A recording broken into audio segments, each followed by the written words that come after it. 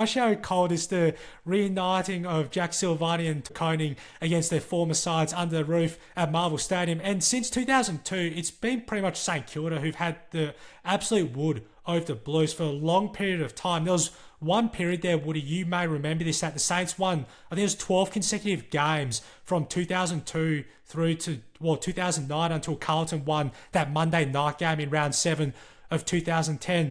Where do you want to begin in terms of some of the respective matchups, first and foremost? You're making me try and respect Carlton. This is difficult. I mean, we don't have a great key forward at the moment. It's unlikely that Max King will be back. I'd love to see him, but it seems unlikely. So they should have, the wood up on us there with Weeders. Otherwise, it's going to be, can Carlton win the centre? Because they've been struggling this year.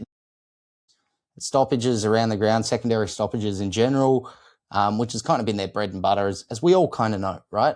I am leaning towards the Saints because if you look at offensive sort of options and where you get your points, yeah, they're going to get more from stoppage. As in this last year or this year so far, it's about 40 points to 36 in terms of points from stoppage, and that's Carlton's way. Otherwise, most goes to St Kilda. Percentage of change to score, D50 to forward 50, inside 50 shots, scores per inside 50. I mean, yeah, if we lose this, like last week, I'll be incredibly bloody annoyed. I think this needs to be a back-to-back 100 victory for St Kilda, which we did achieve, I believe, in 2007. We beat West Coast by 100 points, and then we came back the next week and beat Carlton by 100 points. So I feel like it's just history repeat time, to be honest with you.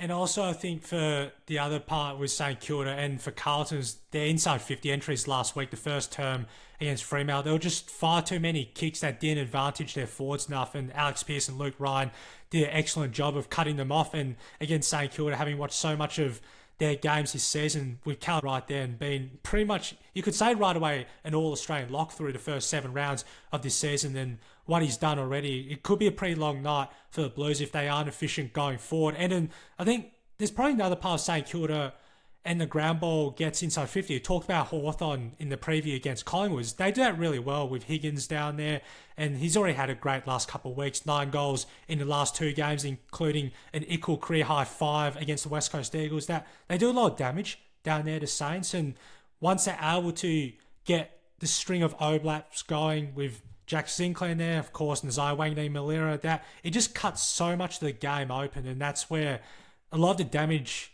probably will be done in regards to that area. Do you have any sort of other assessments too? Because we've seen the last 4 encounters, the games have been very low scoring. It's only been between 18 to 22 goals combined in all 4 of the games. Just your thoughts on this? I mean, St Kilda struggled in the last couple of years to score. I don't think anybody would deny that. It really comes down to, are they going to again? Because if they can replicate the form that they did last week, if they could replicate the form they did against Melbourne, somewhat, you could suggest the Suns in the preseason, it should be a walk in the park, if I'm frank. That kind of comes down to how you move the ball, who's moving the ball, the efficiency of it. Even looking at the defensive side of things, Kilda's conceded 85 on average to 100.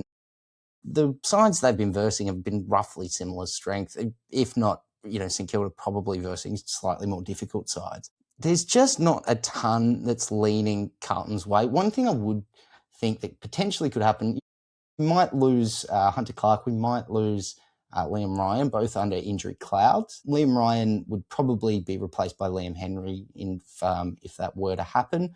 Hunter Clark, you're probably looking at Liam O'Connell, maybe Stocker, but yeah, it'd be, one of those two, I'd assume.